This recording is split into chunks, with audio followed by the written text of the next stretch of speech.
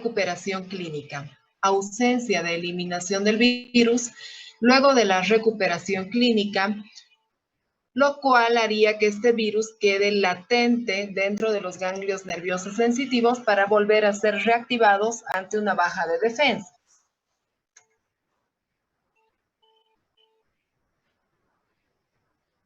Hoy vamos a hablar de la subfamilia alfa, el herpes virus hominis tipo 1, que va a provocar el herpes simple facial. El herpes virus hominis tipo 2 va a provocar el herpes simple genital. Y el herpes virus hominis tipo 3, que es el virus de la varicela y del herpes zóster.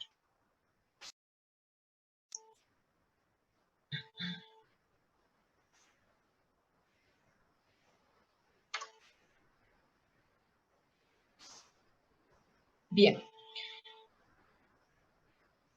Hablamos primero del herpes simple. La etiología de este herpes simple es el herpes virus hominis tipo 1 y tipo 2. El tipo 1 se va a asociar a las infecciones faciales, mientras que el herpes virus hominis tipo 2 se va a asociar o va a presentar, va a dar lugar a las infecciones genitales. Tanto el tipo 1 como el tipo 2 persisten en las neuronas del ganglio nervioso sensitivo, quedan ahí en forma latente, guardadas dentro del ganglio nervioso sensitivo. El virus va a poder ser eliminado en la saliva y en las secreciones genitales de pacientes asintomáticos. O sea que el contagio, tanto para el 1 como para el 2, se va a producir por un contacto directo, es decir, de mucosa con mucosa, hablemos de, por ejemplo, de un beso o del contacto sexual, o por el contacto con esas microgotas de las secreciones infectadas. Entonces, el contagio se da en forma directa o por el contacto con las microgotas de las secreciones infectadas. Hablamos de la saliva o de las secreciones en genitales.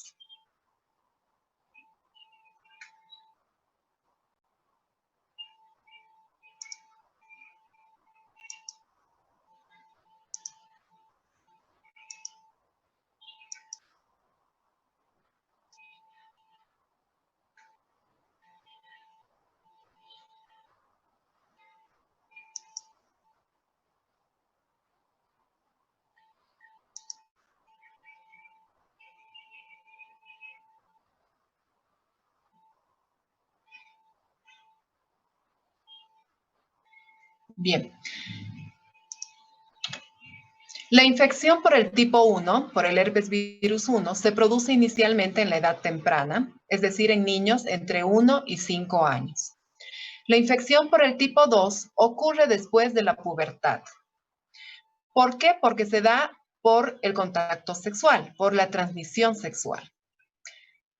Siguiendo la infección primaria, tienen lugar las respuestas de la inmunidad humoral y de la inmunidad celular, siendo esta última, la inmunidad celular, la más importante. La infección primaria materna en el momento del parto va a ser transmitida al neonato en un 50% de los casos.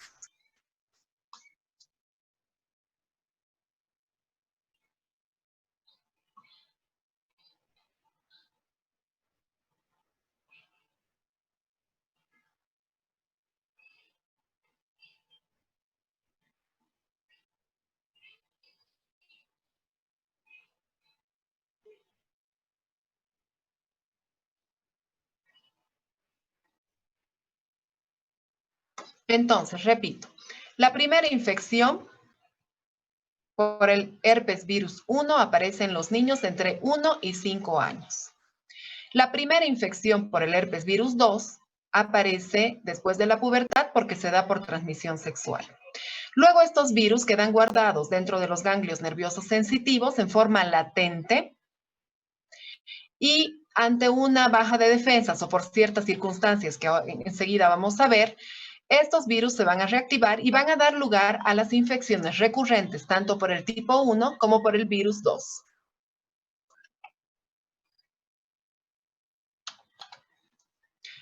A nivel patológico, en la histopatología, ¿qué podemos encontrar? Son vesículas las lesiones elementales de este herpes simple. Entonces, encontramos vesículas que se van a formar por un edema intra e intercelular. Vamos a ver una degeneración balonizante de los queratinocitos que se hinchan como globos. Recordemos que son virus DNA y van a tener las típicas inclusiones intranucleares y que al hacer un extendido de este líquido de las vesículas en un sitio diagnóstico de SANC, podemos encontrar las células gigantes multinucleares. Algo que también podemos encontrar es un infiltrado inflamatorio de leucocitos a nivel de la dermis y de la epidermis.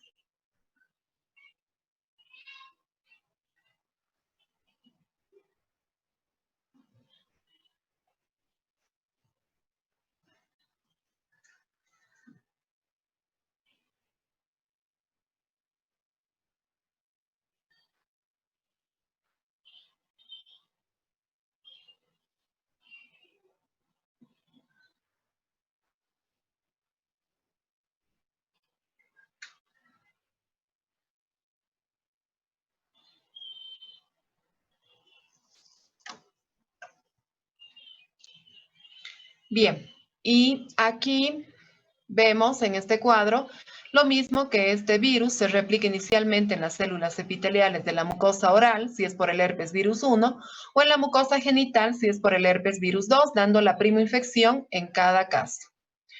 Luego, estos virus quedan guardados dentro del ganglio nervioso sensitivo y ante un estímulo, este virus se puede reactivar y dar lugar a las recurrencias. Ahora vamos a ver cuáles son esos estímulos.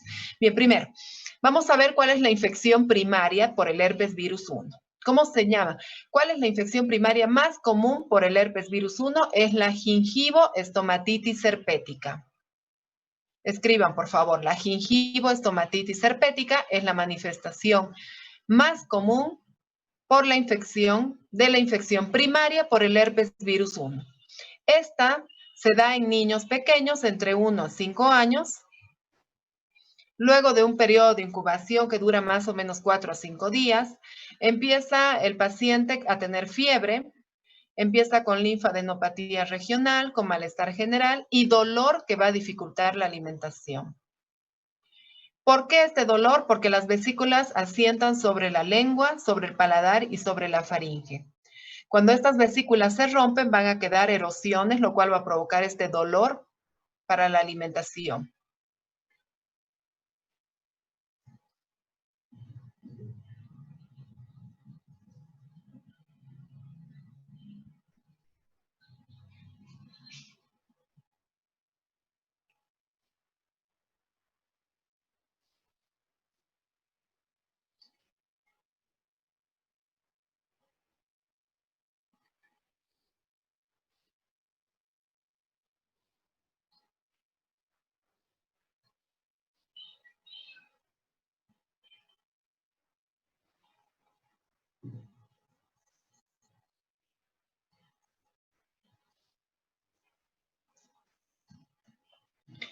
Ahí vemos las lesiones.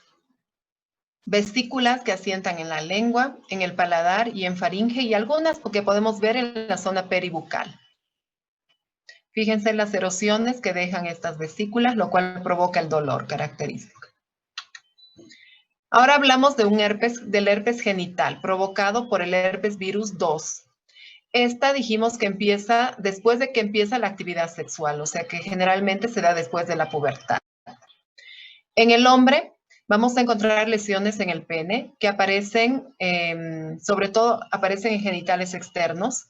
Van a aparecer vesículas agrupadas que progresan hacia ulceraciones. Las vesículas se rompen, luego aparecen las ulceraciones que duran 2 a 4 días y son muy dolorosas. Todo el proceso, todo este cuadro en el varón y en la mujer dura más o menos entre 2 a 3 semanas.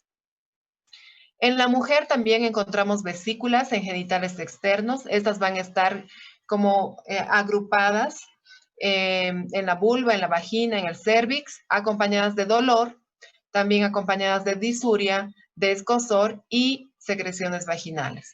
En ambos casos, tanto en el varón como en la mujer, vamos a observar, vamos a palpar adenopatías dolorosas, generalmente a nivel inguinal, bilateral.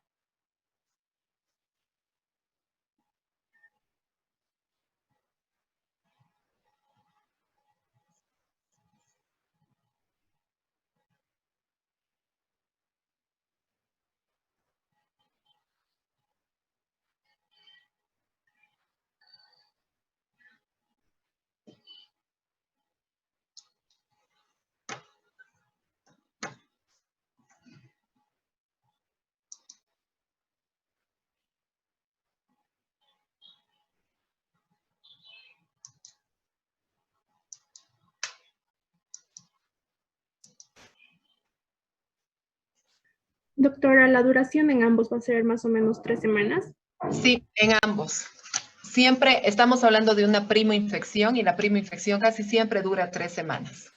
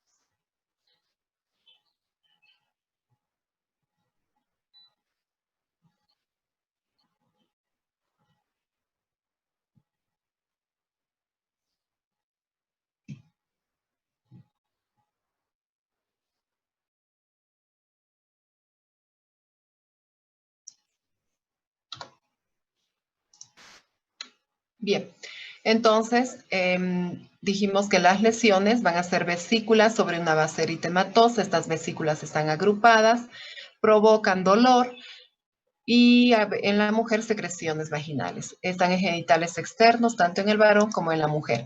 Aquí, si ven la pantalla, por favor, todos, estamos viendo las lesiones, que son las vesículas en genitales externos, y después dejan erosiones e incluso, como dijimos, ulceraciones, ¿no? Que provocan mucho dolor, estas ulceraciones. En la mujer lo mismo, en genitales externos vemos vesículas agrupadas. Algunas van a estar intactas, sabemos que estas se rompen a los 2 o 3 días y que posiblemente ya cuando vayan al consultorio solo veamos estas erosiones o en algunos casos ulceraciones con la secreción genital y el prurito, ¿no? Que le acompaña. Y las adenopatías que siempre hay que palpar. Bien, ahora vamos a hablar de la infección recurrente. La infección recurrente se da en el 30% de los casos orales, es decir, por el herpes virus 1, y en el 50% de los casos genitales por el herpes virus 2. Estas recurrencias pueden aparecer por mínimos traumas, por infecciones febriles, por radiación ultravioleta, por estar expuestos al sol, también pueden aparecer las recurrencias, por el estrés, la dermoabrasión, que es un tipo de limpieza de piel que es muy profunda y que lastima mucho la capa epidérmica, provoca erosiones, es muy fuerte, por traumatismos, por desarreglos alimenticios, sobre todo aquellas personas que hacen dietas extremas. En las mujeres el periodo menstrual y también el embarazo son circunstancias que pueden llevar a una recurrencia del herpes simple 1 o 2. Anoten por favor esto, es muy importante.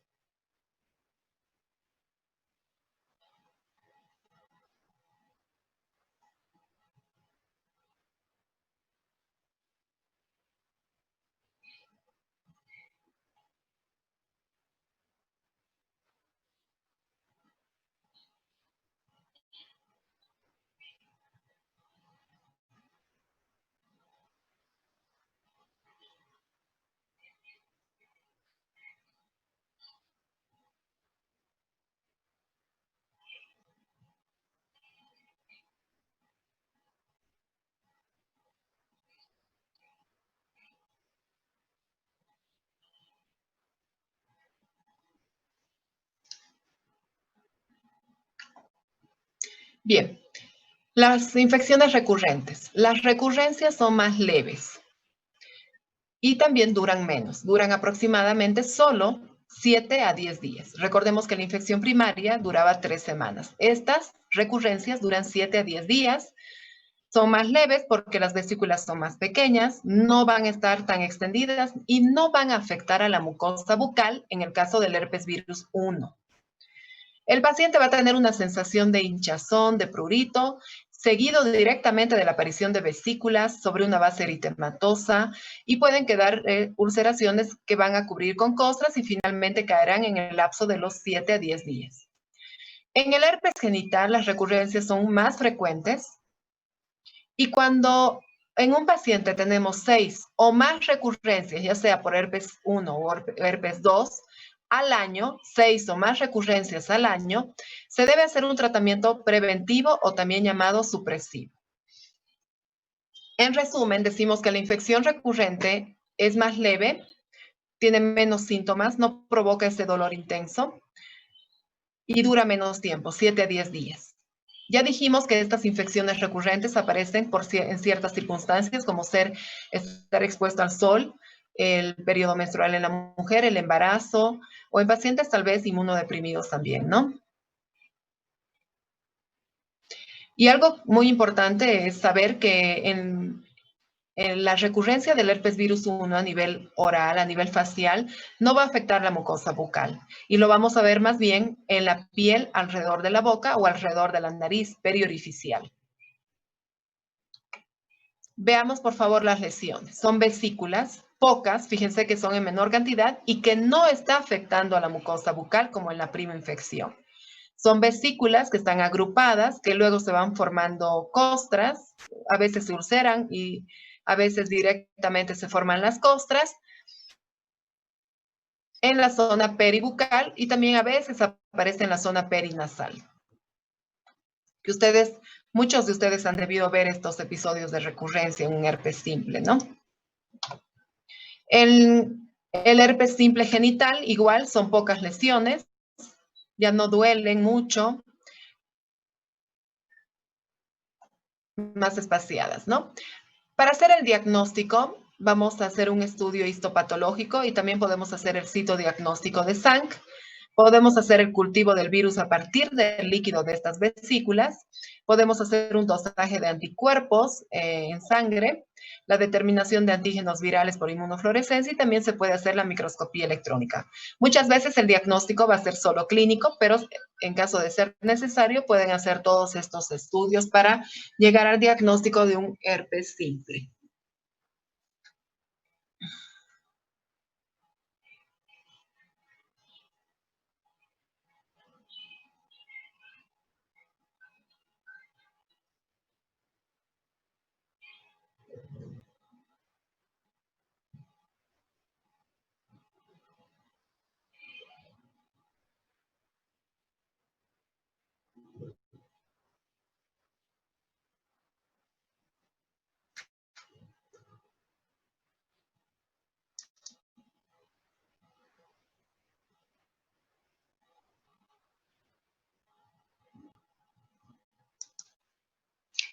Bien, y el tratamiento para este herpes simple es aciclovir 200 miligramos 5 veces por día durante 7 días. Aquí dice 5, pongan 7 días.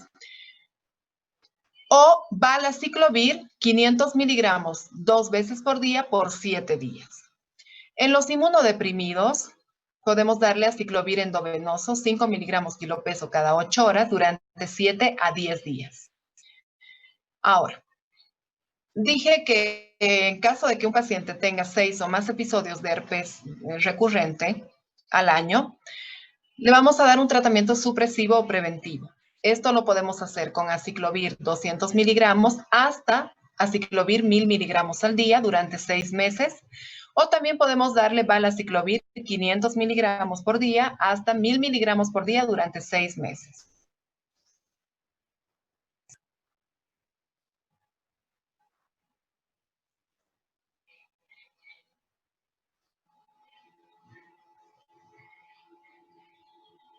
Doctora, ¿cuál era lo que teníamos que corregir?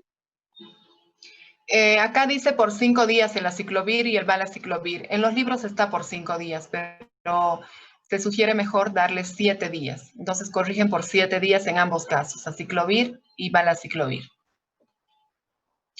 Si multiplicamos 200 por 5 son 1000 miligramos por día, o sea, le damos aciclovir 1 gramo por día durante 7 días y valaciclovir 500 por 2, igual 1000 miligramos, sería 1 gramo de valaciclovir por día durante 7 días.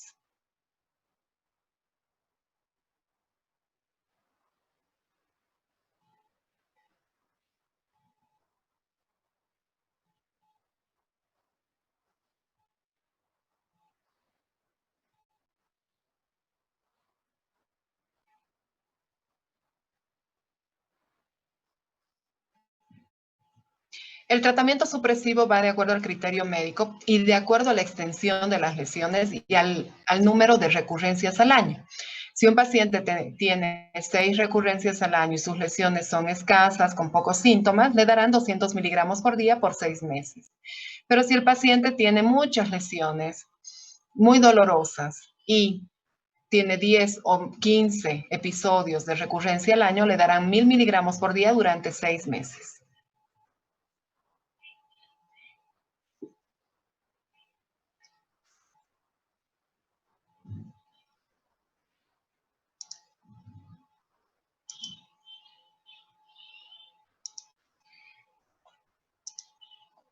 Bien, vamos a hablar ahora sobre herpes zóster.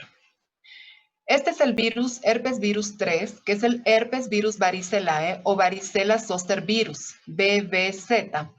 Es el virus de la varicela y del herpes zóster. Es decir, la varicela va a ser la infección primaria, sería la primoinfección, y el herpes zóster sería el episodio recurrente. La varicela es la primera infección. Luego de que el niño ha tenido varicela, este virus queda guardado también dentro de los ganglios nerviosos sensitivos para que cuando declinen las defensas de este huésped, a partir de los 60, 80 años con más frecuencia, cuando bajen las defensas de este huésped, este virus que era de la varicela se va a reactivar, pero ya no como varicela, sino como un herpes zóster. El herpes zóster sería el resultado de la reactivación de este virus latente residual. Eso es lo que estamos viendo acá. La primera infección que se da en la piel es la varicela. El virus queda guardado dentro del ganglio nervioso sensitivo en forma latente hasta que bajan las defensas de este paciente. Bajan las defensas y se reactiva el virus, dando lugar al herpes zóster. Una persona puede tener varios episodios de herpes zóster, pero solamente va a tener una primoinfección, que es la varicela. Varicela por única vez. El herpes zóster es una infección esporádica que se da con más frecuencia a partir de los 60 y tiene más frecuencia a partir de los 80 años. Es poco común en la infancia y la incidencia va aumentando con edad. La inmunidad celular aquí sería la más importante. En pacientes con deterioro de la inmunidad, tanto la incidencia como la severidad de este herpes zóster van a estar aumentados.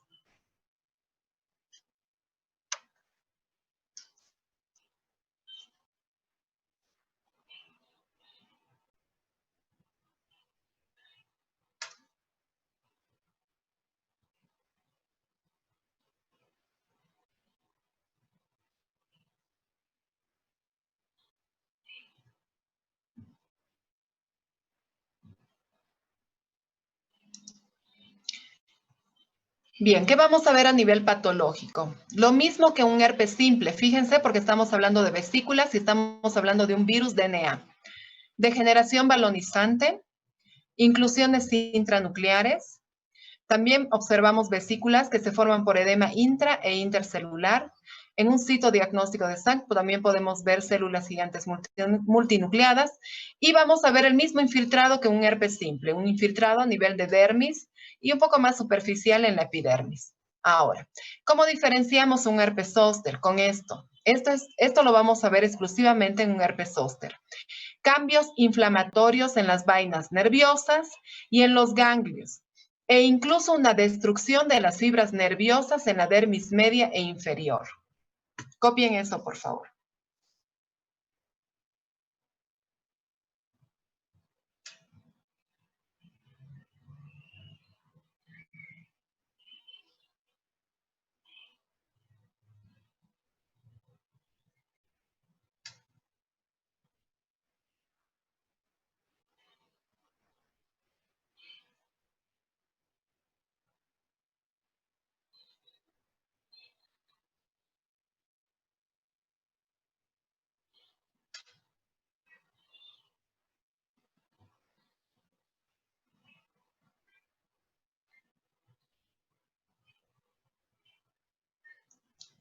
Ahora, ¿por qué vamos a ver esta destrucción de las fibras nerviosas? Porque justamente el herpes zóster va a tomar toda una metámera, todo el trayecto de un nervio. Se va a meter dentro de este nervio, este virus, y va a destruir todas las fibras nerviosas de esta metámera o dermatoma. Por eso observamos estos cambios en las vainas nerviosas y la destrucción de fibras nerviosas. Esto lo diferencia de un herpes simple. La clínica. La primera manifestación de un herpes zóster es el dolor. Este es un dolor punzante. El paciente refiere como que le pincha, como que le punzan. Puede también acompañarse de fiebre, lo cual no es muy frecuente. Y sí puede haber cefalea, fotofobia, escalofríos y una hiperestesia o hipersensibilidad cutánea a ese nivel, en esa metámera. Puede estar localizado en una o hasta en 3 raíces dorsales. Se ha visto que puede afectar a una metámera o hasta 3 metámeras. Luego de 2 a 4 días, aparece un grupo de pápulas eritematosas que después estas se convierten en vesículas y que van a estar dispuestas sobre una línea, es decir, siguiendo un dermatoma o el trayecto de un nervio. La recuperación se completa en 2 a 3 semanas, desde el momento en que aparece la etapa prodrómica, que es el dolor, la fiebre, la cefalea, hasta que las costras caen y deshace toda la clínica en piel, van a pasar 2 a 3 semanas. ¿Cuáles son las localizaciones más frecuentes? En primer lugar, la torácica, la que se ve con mayor frecuencia, la torácica. Luego le sigue la cervical, la trigeminal, la oftálmica y la lumbosacra.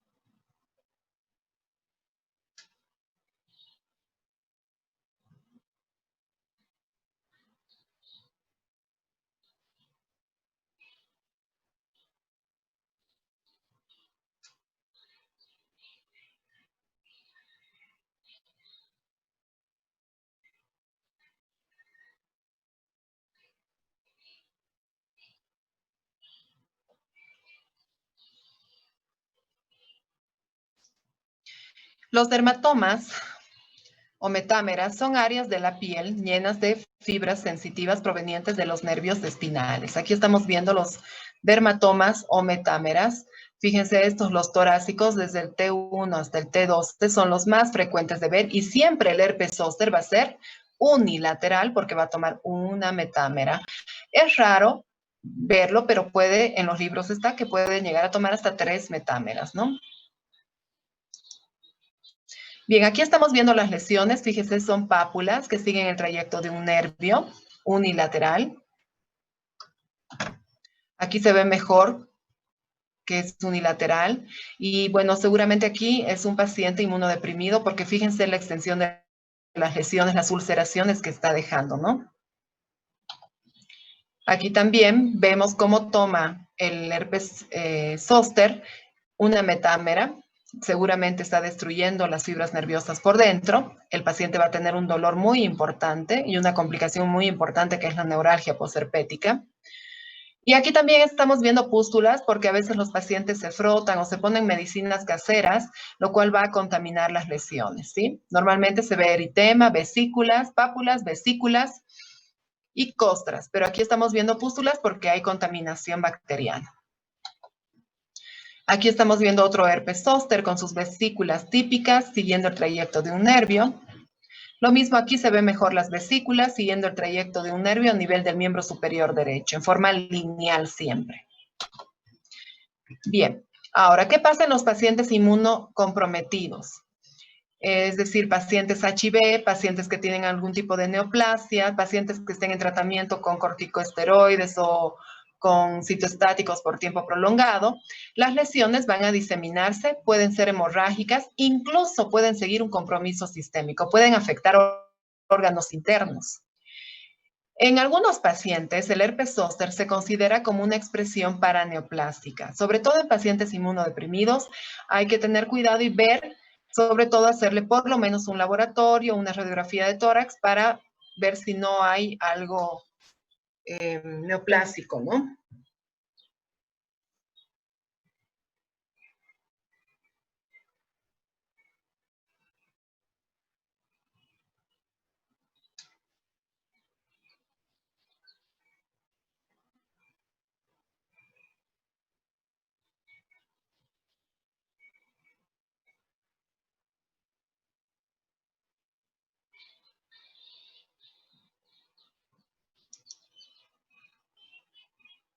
Bien, aquí vemos las lesiones en pacientes inmunodeprimidos. Dijimos que mientras más inmunodeprimido esté el paciente, la extensión y la severidad del cuadro de un herpes zóster será mayor, ¿verdad? Son lesiones más extensas, más hemorrágicas. Fíjense las costras hemorrágicas acá, la extensión de las lesiones. Aquí las ulceraciones que presenta la paciente. Son pacientes HIV, pacientes con neoplasias. ¿Cuáles son las complicaciones de un herpes zóster? En primer lugar, todo paciente, no todo, perdón, el 15% de los pacientes con herpes zóster van a tener neuralgia o van a quedar con neuralgia posherpética. Esta es la complicación más frecuente. Le sigue en frecuencia el herpes oftálmico, que sería la otra complicación frecuente, ¿no? El herpes oftálmico. También estaría el compromiso motor, pueden quedar parecias faciales y oculares, compromiso del trigémino, y en el herpes oftálmico podemos ver uveitis, queratitis, conjuntivitis, hasta una paresia ocular. También puede haber compromiso de la rama auricular del facial y en este caso dar como consecuencia un zóster óptico, el cual es sumamente doloroso, ¿no?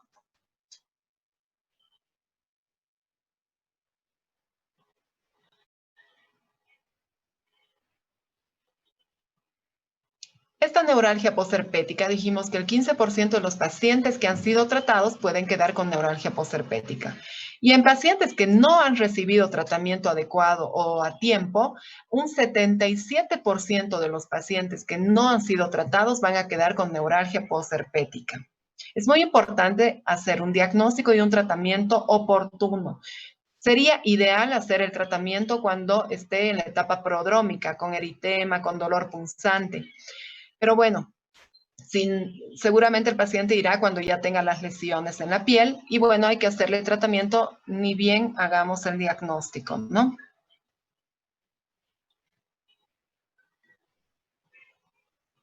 Esta neuralgia posherpética será de mayor gravedad en pacientes HIV y en pacientes con diabetes mellitus.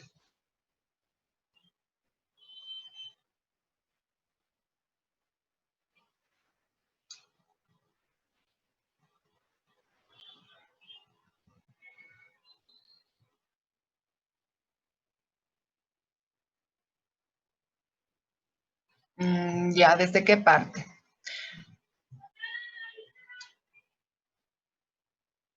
Ya.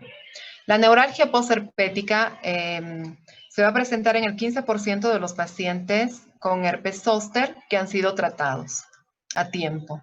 Y se va a presentar en un 77% en los pacientes que no han recibido tratamiento oportuno o que no han recibido tratamiento para el herpes zóster.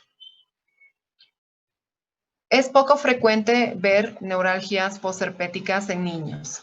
Esta neuralgia posherpética generalmente dura 3 meses, pero puede durar mucho más, puede durar 6 meses e incluso un año.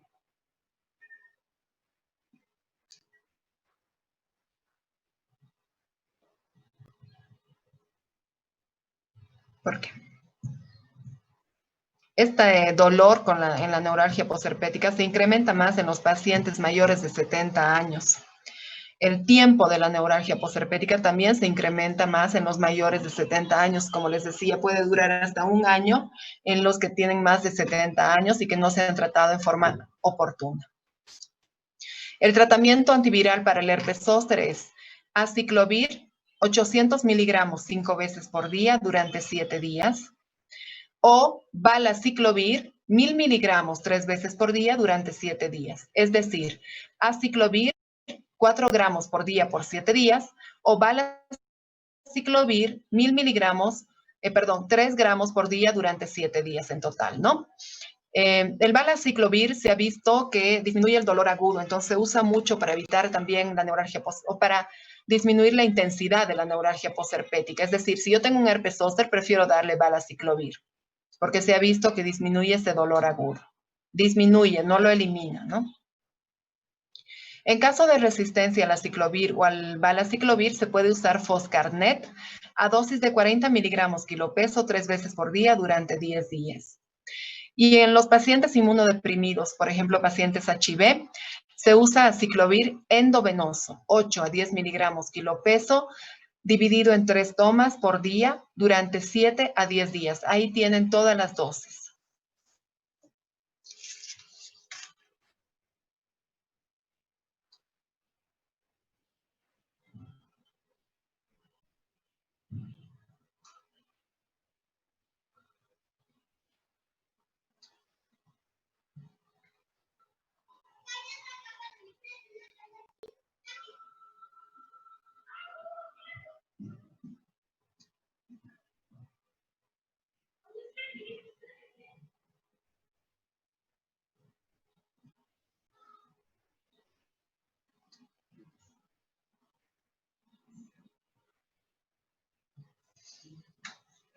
Bien, y lo último, hablando de la neuralgia posherpética, el tratamiento analgésico va a basarse en la intensidad del dolor que refiere el paciente. Y si el paciente refiere un dolor leve, pensaremos que está en un grado 1 y le podemos tratar solamente con paracetamol, 500 miligramos 3 a 4 veces al día, o con ibuprofeno, 600 miligramos 3 veces al día. Pero si el paciente refiere que tiene un dolor más intenso, moderado, estamos en un grado 2 y podemos tratarlo con tramadol o con gabapentina. La gabapentina va muy bien para la neuralgia posherpética y se usa durante 3 meses.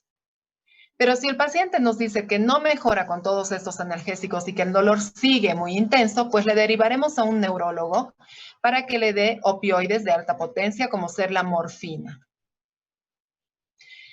La neuralgia posherpética la podemos empezar a tratar nosotros con analgésicos comunes, pero si el paciente refiere que el dolor continúa, es mejor que lo deriven a un neurólogo, que es el especialista que debe tratar a partir del grado 2.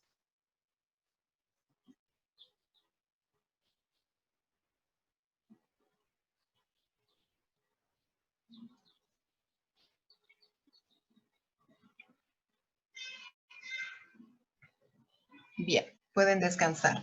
A ver, Vilca Luna, su video, su cámara, por favor, y su micrófono.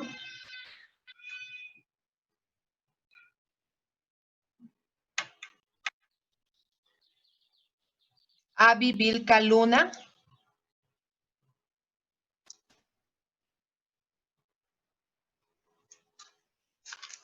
Yo no sé, los que están sin cámara siempre pasa lo mismo, ¿no? No me contestan, que dejan encendido su celular para que les ponga presente.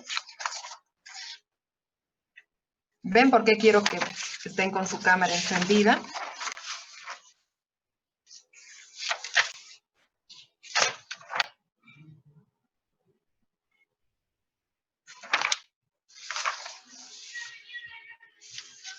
Le pregunto al presidente o a la presidenta de este curso, ¿Vilca Luna es de este grupo? No, doctora, bueno, tal vez está entrando con otro nombre, pero con ese nombre no está en las listas.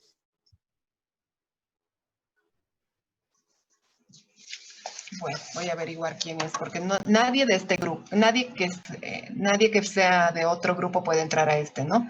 A menos que me digan que tienen algún problema o que han tenido algún problema al ingresar a la otra clase, sí les voy a dar permiso de ingresar a este grupo, pero si no corresponde a este grupo, no.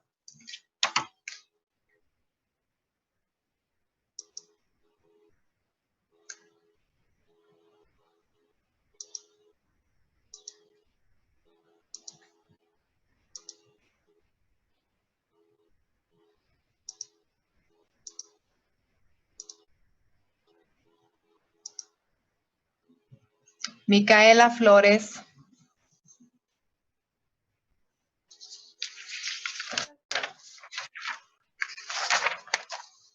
Micaela, por favor, va a mantener su cámara encendida en clase, ¿sí? Dígame cuál es el tratamiento para el herpes simple. Es aciclovir 200 miligramos.